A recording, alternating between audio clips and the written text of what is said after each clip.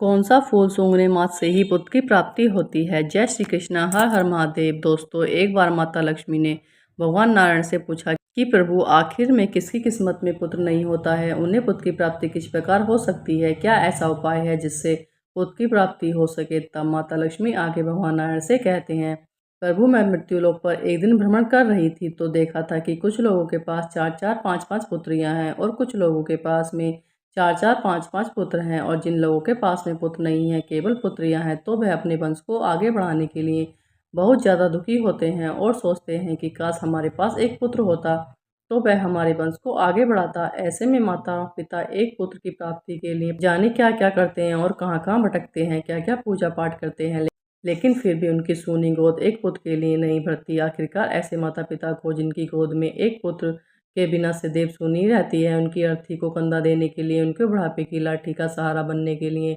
एक पुत्र नहीं होता है। ऐसे में प्रभु, माता पिता की गोद कैसे भर सकती है और किस प्रकार उन्हें पुत्र की प्राप्ति हो सकती है।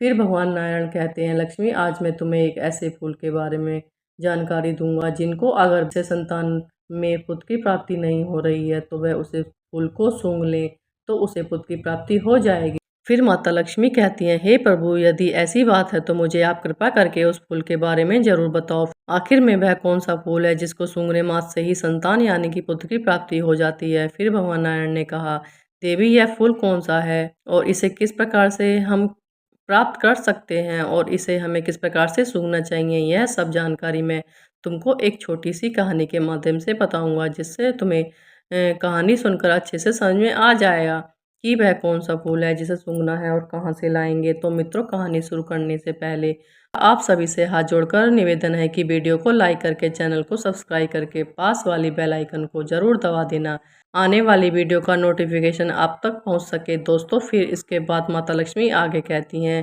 कि हे प्रभु, मैं आपकी इस कहानी को ना पूरा ध्यान से सुनूंगी, तो आप बिना देरी किए हुए जल्दी से वह कहानी सुनाना शुरू कर दें, क्योंकि यह कहानी मैं सुनना चाहती हूँ। आखिर में वह कौन सा फूल है जिसको सूंघने मात्र से ही हमें पुत्र की प्राप्ति हो जाती है और उस फूल का नाम आखिर में क्या है जिसको पाने से पुत्र की प्राप्ति हो जाएगी। फिर आगे माता लक्ष्मी कहती हैं कि मेरी भी एक भक्त है जिसकी अभी तक बिल्कुल शादी नहीं हुई है और उसकी 4 बहन हैं और उसके माता पिता को दुखी देखते हुए मुझे डेली एक पुत्र की अभिलाषा करती हैं।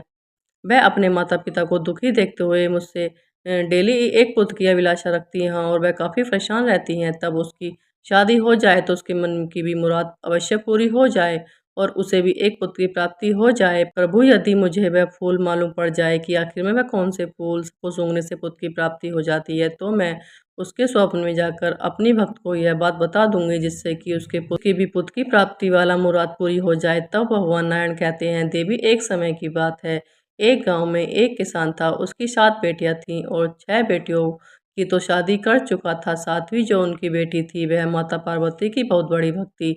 वह सदैव माता पार्वती की पूजा किया करती थी और सच्चे मन से उनकी भक्ति करती थी। वहीं जिन 6 बेटियों की शादी हो गई थी तो उन 6 बेटियों पर पुत्री थी, किंतु उन पर कोई पुत्र नहीं था। 7वीं बेटी सबसे छोटी थी, अभी तक उसकी शादी नहीं हुई थी। किसान इस बात को लेकर सदैव चिंतित रहता था कि मैं अपनी 6 बेटियों का तो विवाह कर दिया, किंतु कभी कोई पुत्र नहीं हुआ, और जब मैं अपनी 7वीं बेटी की शादी करूंगा और अगर उसको भी कोई पुत्र नहीं हुआ तो फिर क्या होगा। किसान हर समय चिंता में रहता था, बस इसी बात को सोचा करता था कि मेरी पुत्री को एक भी पुत्र की प्राप्ति नहीं हुई है। 7वीं पुत्री की शादी होने के बाद इसे भी पुत्र की प्राप्ति कैसे होगी। मैं सिर्फ इसी बात को सोच सोच करके दुखी हूँ। मैं संसार में कैसे मुंह दिखाऊंगा, लोग पता नहीं मेरे बारे में कौन कौन सी बातें करेंगे। फिर किसान जब जंगल में काम करने के लिए जाता था तो वह अपनी सबसे छोटी बेटी को साथ लेकर जाया करता था। एक दिन किसान काम करते करते ज़्यादा समय हो गया और धूप निकल आई, गर्मी पड़ने लगी। दिन गर्म हो गया था। किसान ने अपने कपड़े उतार दिए और घास में डाल दिए। जब उसका काम खत्म हो गया तो किसान ने अपनी बेटी को अपने कपड़े लाने के लिए कहा और जैसे ही किसान की सबसे छोटी बेटी किसान के कपड़े उठाने के लिए गाँव में पहुंचती है तो उसने क्या देखा कि वहां पर एक कीड़ा पड़ा हुआ था। वह कीड़े को उठाना तो नहीं चाहती थी, इसलिए वह वापस अपने पिता के पास आती है और अपने पिता को कीड़े वाली बात बताती है। उससे पूछती है कि पिताजी, क्या करना चाहिए। किसान ने अपनी बेटी की बात सुनकर अपनी बेटी से कहा कि कीड़े से ना डरो, कीड़े को एक तरफ फेंक दो और तुम वहां से कपड़े उठाकर ले आओ। और ऐसा कहकर किसान जो था वह अपने घर को चला आया और फिर उसकी बेटी भी किसान के पीछे पीछे घर आई। लेकिन अगले दिन बेटी को फिर से जंगल आना था। उसने कहा, पिताजी आप परेशान न हो, मगर यदि आप ये काम करने के लिए कहते हैं, मगर यदि मैं कीड़े को फेंक दूंगी तो उन्हें चोट लग जाएगी। किसान की लड़की मनी मन उस कीड़े की मदद करना चाहती थी। वहीं अपनी छोटी बेटी की बात सुनकर किसान ने कहा, मुझे मेरे कपड़े ला कर दो। कहा, आगे तुम्हें कीड़े के साथ जो करना है, जैसा ब्याह करना है, तुम फिर कर सकती हो। भगवान नारायण कहते हैं, देवी लक्ष्मी इस प्रकार किसान की बात सुनकर किसान की छोटी बेटी उस कीड़े के पास में जाती है। फिर वह कीड़ा मिल जाता है, लेकिन उसने कीड़े से कहा, प्यारे छोटे कीड़े, तुम क्या लेटने के लिए मुलायम जगह चाहिए। वहीं कीड़े ने लड़की की ओर उज्जवल और मैत्रीपूर्ण आंखों से देखा, मानो वह कुछ कहना चाह रहा था।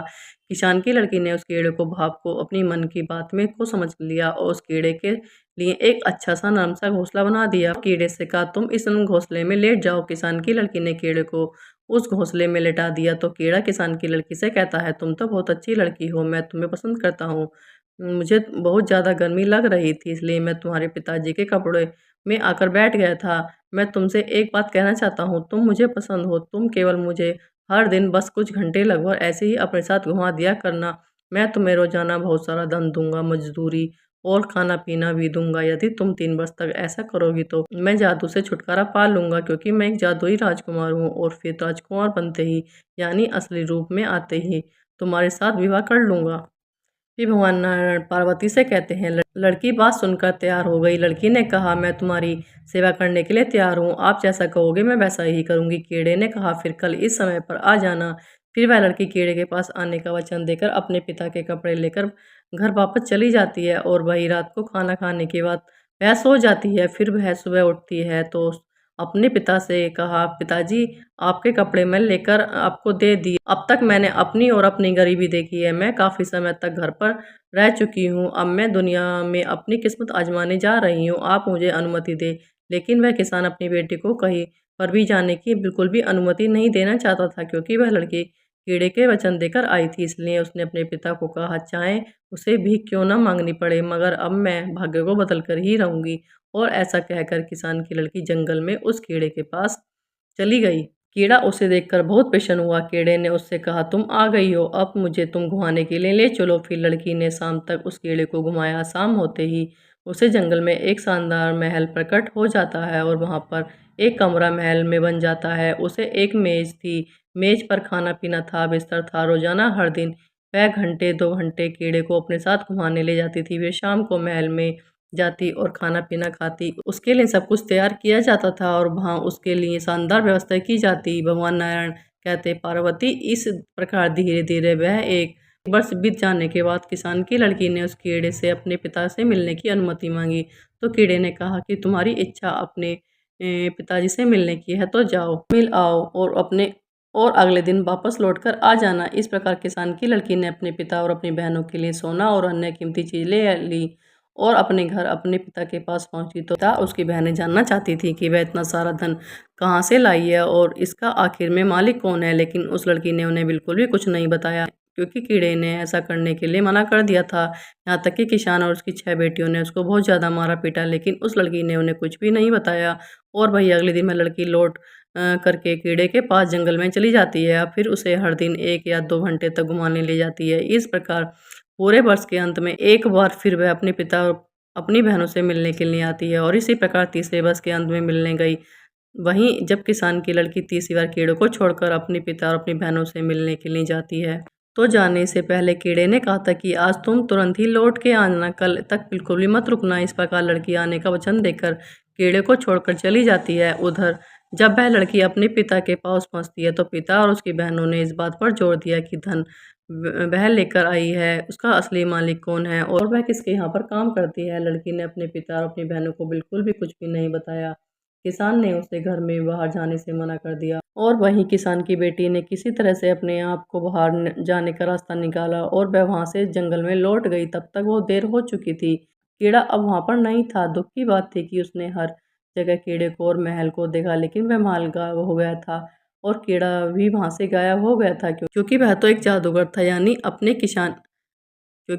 किसान की बेटी अपने पिता के घर में थी, तो उस कीड़े को 3 वर्ष हो चुके थे और 3 वर्ष पूरे होने पर उसका जादू टूट चुका था और वह कीड़ा वापस एक राजा में बदल गया। उधर कीड़े ने जंगल में न पाकर वह लड़की बहुत ज़्यादा परेशान होती है, सोचने लगती है शायद मेरी बहनों ने मुझे रोककर अच्छा नहीं किया। आज कीड़े मेरे पास होता तो लड़की उसको दुनिया भर में खोजने का फैसला कर लेती है और ढूंढते-ढूंढते वह जंगल में एक झोपड़ी में पास में पहुंच जा चुकी होती है, जहां पर एक बूढ़ी औरत रहती थी जिसने उस लड़की ने रात में रुकने के लिए आश्रय मांगा था और बुढ़िया को सारी बात बताई। फिर बुढ़िया ने उसका मितव्यत ढंग से स्वागत किया। अगले दिन बुढ़िया ने 3 सेब दिए। पहले सेब में एक सोने की टकली है, दूसरे सेब में सोने की सूत की रील है और तीसरे में एक सुनहरा चरखा है, और उसे बताया कि सबसे पहले किससे मिलेंगी और उसे क्या करना है, जिससे वह अपने इस कीड़े वाले राजा तक पहुंच सके।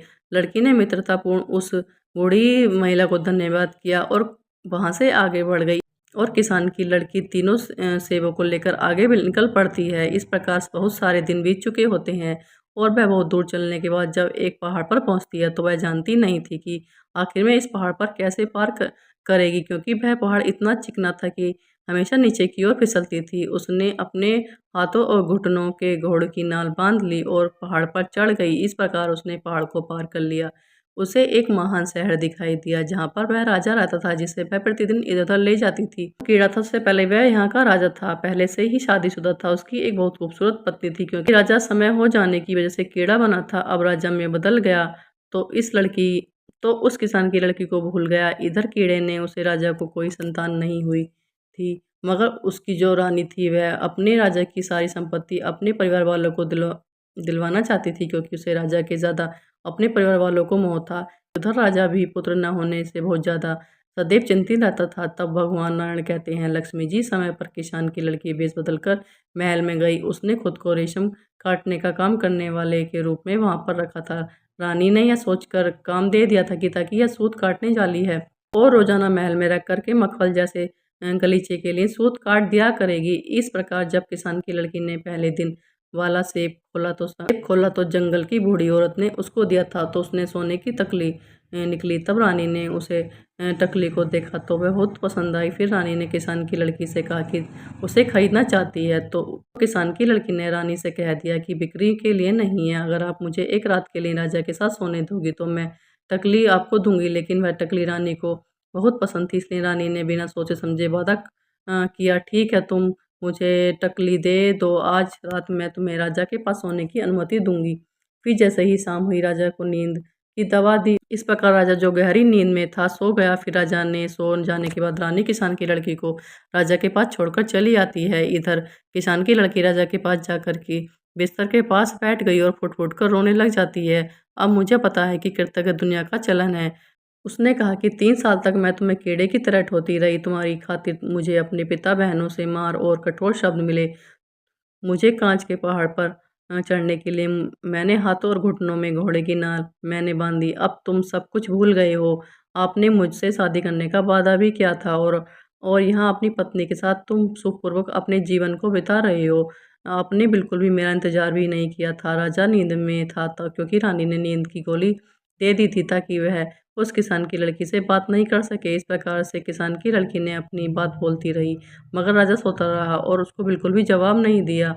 किसान की लड़की यही सोचती रही कि राजा मेरी बात का कोई जवाब क्यों नहीं दे रहा है, और इस प्रकार राजा से बात करते करते सुबह हो गई। फिर रानी आई तो फिर किसान की लड़की ने राजा को शयन कक्ष से बाहर ले जाती है। फिर भगवान नारायण कहते हैं कि हे देवी लक्ष्मी, इस प्रकार किसान की लड़की ने दुखी होकर दूसरा सेब तोड़ दिया जिसमें सुनहरे धागे रील के निकले। फिर यह रानी ने उसे रील को देखा तो वो बहुत ज़्यादा पसंद आया। उसने किसान की लड़की से कहा कि वह एक बार फिर उसकी राजा से मुलाकात करवा दे तो वह उसे सुनहरे रील के धागे दे देगी। रानी ने वचन दे दिया और सब कुछ पहली रात की तरह ही हुआ। राजा ने खाने में रानी से नींद की दवा राजा को खिला दी और राजा अपनी गहरी नींद में सोता रहा। हालांकि राजा के एक सेवक ने रानी को राजा की शयन कक्ष में चरखा लाते हुए देख लिया था, इसलिए वह राजा का जो सेवक था वह राजा की शयन कक्ष से बाहर चुपचाप खड़ा हो गया था।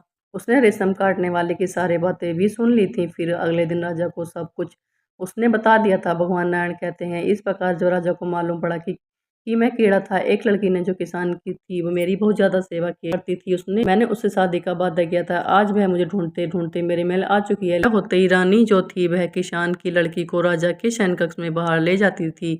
इधर तो राजा किसान की लड़की से मिलने के लिए बारे में सोच ही रहा था। उधर किसान की लड़की ने आखिरी सेब खोला तो बस सुनहरे चरखे वाला था।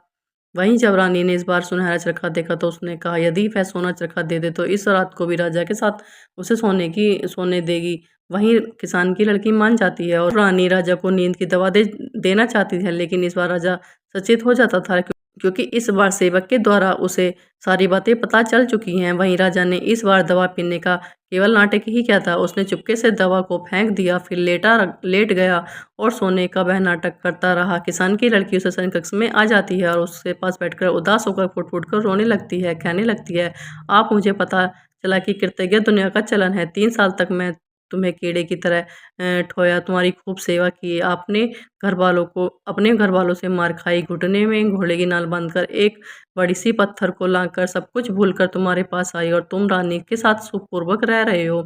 फिर भगवान नारायण कहते हैं कि हे देवी, इस प्रकार राजा चुपचाप हर बात सुन रहा था। नाटक करता रहा कि बस हो रहा है। राजा ने मन में विचार किया कि एक मेरी रानी वह है जिसके लिए मैं इतना प्यार करता हूँ। वह मेरी संपत्ति को अपने मायके में देना चाहती है, मुझे तो वह सम्मान भी नहीं देती है।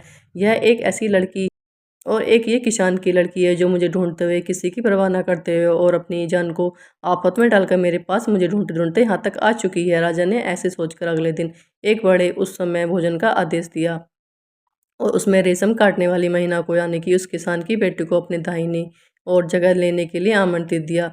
फिर भरे दरबार में राजा ने किसान की लड़की के साथ शादी कर ली। सभी ने भोजन भी ग्रहण किया। वहीं शादी होने के बाद पहली रात को जब किसान की लड़की सो रही थी तो माता पार्वती की भक्त थी। उसने मन में पुत्र की कामना की। वह पुत्र की कामना लेकर रात को सो रही थी।